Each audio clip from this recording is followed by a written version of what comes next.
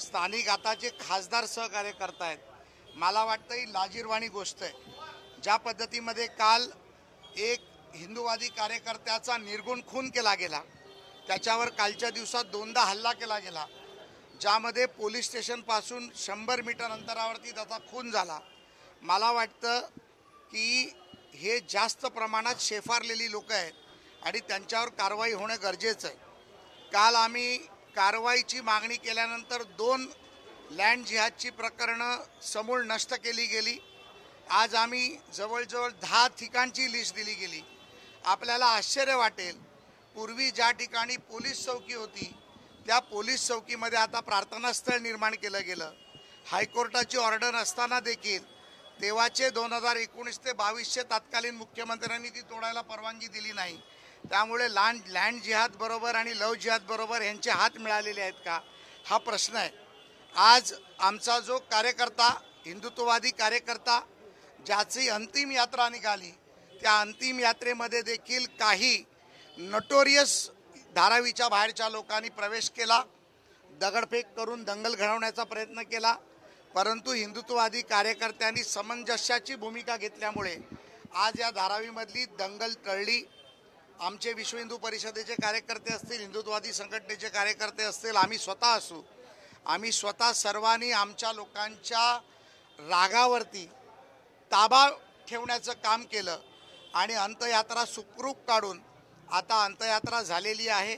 संपूर्ण लोक गेलेली आहेत. पण माझी पोलिसांकडे आता देखील मागणी आहे, कालच्या खून प्रकरणातली अजून 7 ते 8 लोक अटक होणं बाकी आहे, त्यांना तात्काळ अटक झाली पाहिजे.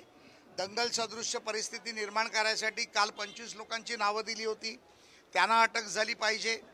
या धारावीमध्ये जवळजवळ 10 ते 12 ठिकाणी आज महापालिकेने त्याच्या नोटीस देखील बजावल्या आहेत. त्या सर्वच्या सर्व, मग ते मदरसे असतील, प्रार्थनास्थळं असतील, ती जमीनदोस्त केली पाहिजे, ही आमची मागणी आहे.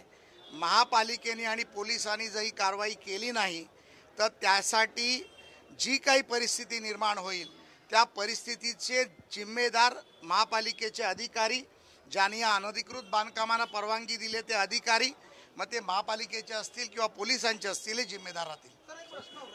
अनधिकृत बांधकाम होत आहे त्यावरती महापालिका अधिकाऱ्यांचं लक्ष नाही का? जर का त्यांचं लक्ष असतं तर एवढी मोठी गंभीर घटना झाली नसती. त्या कार्यकर्त्याला स्वतःचा जीव घालवावा लागला नसता, कारण त्याने विरोध केला होता. ही सगळी अतिक्रमणं थोडक्यात सांगायचं तर शासन किंवा तत्कालीन सत्ताधाऱ्यांच्या आशीर्वादाने उभी राहिली. तत्कालीन सत्ताधारी आणि स्थानिक नेतृत्व यांच्या आशीर्वादाने हे सर्व चाललंय. महापालिकेचे अधिकारी जर एखादी कारवाई करायला आले तर नेटफ्लिक्सवर चालू असलेला मिर्झापूर चित्रपट हा धारावीमध्ये पाहायला मिळतो. मग मॉब लॉन्चिंग करायची, एकत्र मॉबनी यायचं. जसं आज एका हिंदू मुलाच्या हत्येनंतर प्रेतयात्रेवरती हल्ला करायचा प्रयत्न केला गेला, परंतु ईट का जवाब हम पत्थर से देंगे हे मी कालच सांगितलं होतं. आणि त्या माध्यमातून आमचे कार्यकर्ते देखील हजारोच्या संख्येने इथे उपस्थित होते. मला कुठलाही कायदा सुव्यवस्थेचा प्रश्न निर्माण करायचा नाही. राज्य सरकार हे आमचं आहे, त्यामुळे कुठलाही अनुचित प्रकार घडायला देणार नाही. परंतु जर अशा प्रकारची मजुरी जर हे लोक करणार असतील तर त्याचं उत्तर त्यांच्या भाषेत दिलं जाईल. सर, या घटनेवरती वर्षा गायकवाड यांनी प्रतिक्रिया दिलेली आहे की काही लोक अशांतता निर्माण करण्याचा प्रयत्न करतायत, त्यांचा हा डाव यशस्वी होऊ देऊ नका असं एक आवाहन करतात. कसं पाहता या वक्तव्याला? मला वाटतंय की लोकसभेच्या निवडणुकीमध्ये ज्या पद्धतीमध्ये मस्जिदीमधनं फतवे काढले गेले, स्वतःची वोट बँक वाढवण्यासाठीचा हा प्रामाणिक प्रयत्न सातत्याने 2 ते 3 वर्ष सत्ता असताना त्यांनी केला. त्यामुळे आता त्यांना संरक्षण देणं हे त्यांचं काम आहे आणि जेवढ्या ताकदीने ते त्यांना संरक्षण देतील त्यापेक्षा अधिक ताकदीने आम्ही हिंदू समाजाला संरक्षण देऊ, हे अतिशय जाणीवपूर्वक आणि अतिशय सन्मानपूर्वक मी आपल्यासमोर सांगू इच्छितो.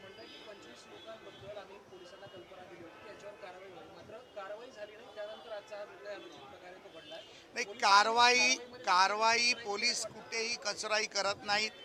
सन्माननीय झोनच्या DCP Tejaswi Satpute tai, additional CP Anil पारसकरजी, स्पेशल CP देवेन भारतीजी, जॉईंट CP, संपूर्ण पोलीस यंत्रणा इथे लागली आहे.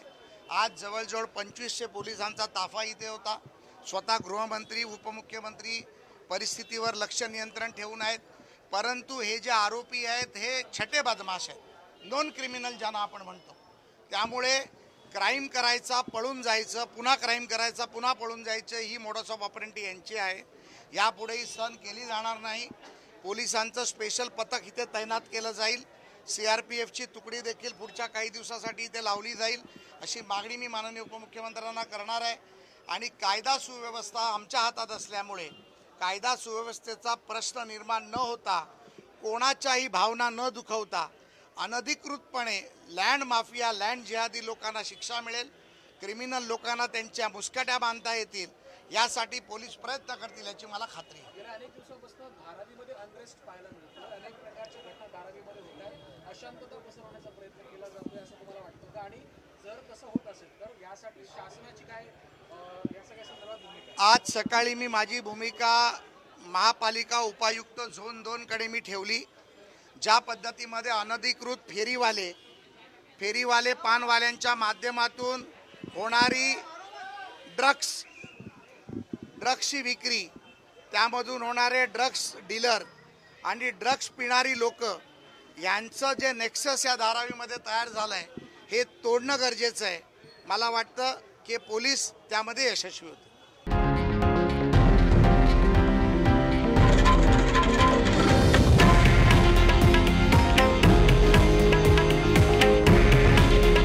हे आहे देशातील नंबर 1 न्यूज नेटवर्क आणि आपण पाहत आहात TV9 मराठी. काळजी तुमची, हित महाराष्ट्राचं.